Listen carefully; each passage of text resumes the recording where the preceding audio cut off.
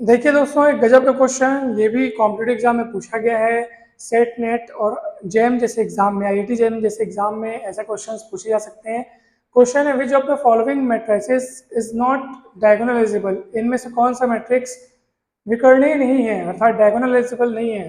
तो देखो, diagonalisable matrix की बहुत सारी खासियत होती है, अर्थात अनेक तरीके ऐसे हैं जिनसे हम चेक कर सकते हैं कि कोई मैट्रिक्स डायगोनलाइजेबल है कि नहीं है। मगर यहाँ पर जो सबसे सरल तरीका है हम वही इस्तेमाल करेंगे, और वो कंसेप्ट है कि अगर किसी मैट्रिक्स के समस्त आइगन वैल्यूज अगर अलग अलग हैं तो निश्चित रूप से वह मैट्रिक्स डायगोनलाइजेबल होगा। क्योंकि सारे मैट्रिक्स 2x2 के हैं, तो इन सभी के आइगन वैल्यूज ज्ञात करना बहुत सरल कार्य है। तो फटाफट हम ज्ञात करते हैं। चलिए, पहला मैट्रिक्स आप देखो, फटाफट इसके आइगन वैल्यूज ज्ञात करेंगे। आपको पता होगा कैरेक्टरिस्टिक इक्वेशन में आते हैं a minus lambda is equals to 0।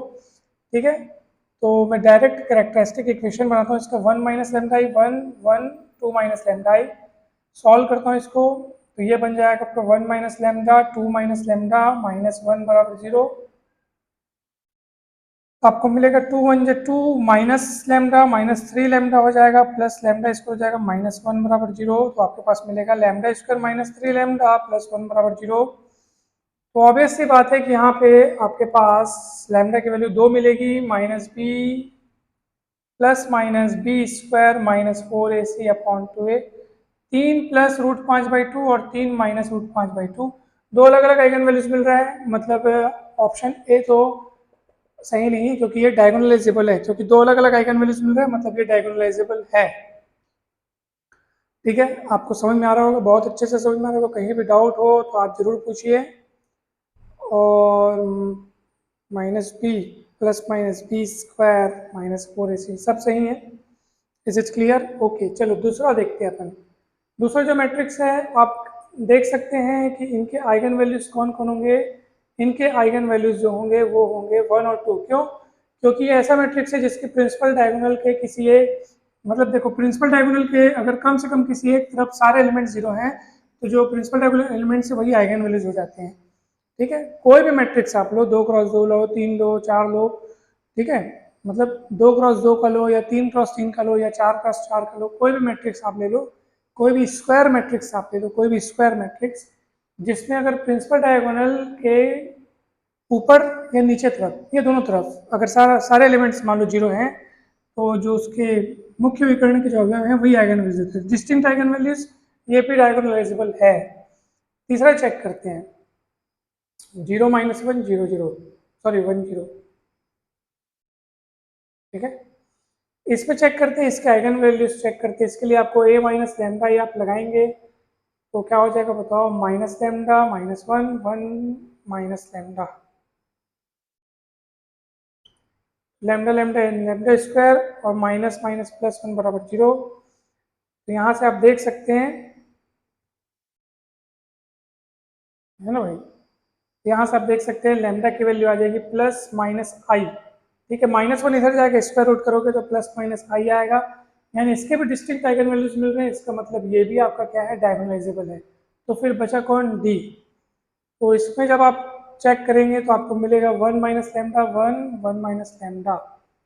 ठीक है, उसके बाद क्या होगा, 1 माइनस लैम बराबर 0 करेंगे, 1 माइनस लैम्डा का होल स्क्वायर माइनस 0। तो लैम्डा के यहाँ पे दो मान मिलेंगे 1 1, सेम आइगन वैल्यूज मिल रहा है। ठीक है, तो ऑब्वियस सी बात है, ये तो तय हो गया कि ये तीनों जो हैं डायगोनलाइजेबल हैं, तो निश्चित रूप से आपका ऑप्शन डी ही करेक्ट होगा। ठीक है, मतलब हम तीन को चेक कर लिए तो वो डायगोनलाइजेबल आ गया, तो चौथा ही ऑप्शन फिर सही है। तो इसलिए ऑप्शन डी इज करेक्ट। देखो, एक बात मैं आपको बता रहा हूँ बहुत अच्छे से, हम चौथे को डायगोनलाइजेबल नहीं है ये इसीलिए नहीं कह रहे हैं कि इसका आइगन वैल्यू सेम आया है। क्यों बताऊं? क्योंकि आइगन वैल्यू सेम होने पर भी मैट्रिक्स डायगोनलाइजेबल हो सकता है। इस बात को आप ध्यान रखिए, आइगन वैल्यू सेम होने पर भी मैट्रिक्स क्या हो सकता है, डायगोनलाइजेबल हो सकता है। तो इसलिए आप ऐसा ना समझे कि सर आइगन वैल्यू सेम आया है इसलिए आप मैट्रिक्स को डायगोनलाइजेबल नहीं है, ऐसा कह रहे हो क्या? नहीं, ये तो हमने चेक कर दिया।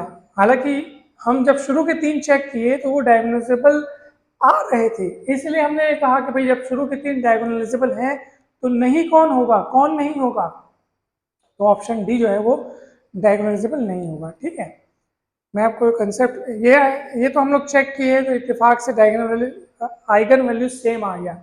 सेम आने का मतलब ये मत समझना कि सेम आने के कारण ही वो डायगोनलाइजेबल नहीं हुआ है, ऐसा है क्या, ऐसा नहीं है। ठीक है, वो डायगोनलाइजेबल नहीं, वो अपने कारण से है। ठीक है, लेकिन आप याद रखना अगर किसी मैट्रिक्स के आइगन वैल्यूज अलग अलग है तो निश्चित तौर पे वो डायगोनलाइजेबल होगा, लेकिन आइगन वैल्यूज सेम होने की स्थिति में डायगोनलाइजेबल नहीं होगा, ऐसा आप नहीं कह सकते। आइगन वैल्यूज सेम होने की स्थिति में भी वो क्या हो सकता है, डायगोनलाइजेबल हो सकता है। अगर किसी मैट्रिक्स के सारे वैल्यूज, सारे आइगन वैल्यूज अगर इक्वल हैं तब भी वो डायगोनलाइजेबल हो सकता है। ठीक है, तो ये कंसेप्ट आप ध्यान रखिएगा। ऑप्शन डी हमारा करेक्ट है। तो वीडियो अच्छा लगा हो तो लाइक करें, चैनल को सब्सक्राइब करें, वीडियो को शेयर करें। Thank you so much.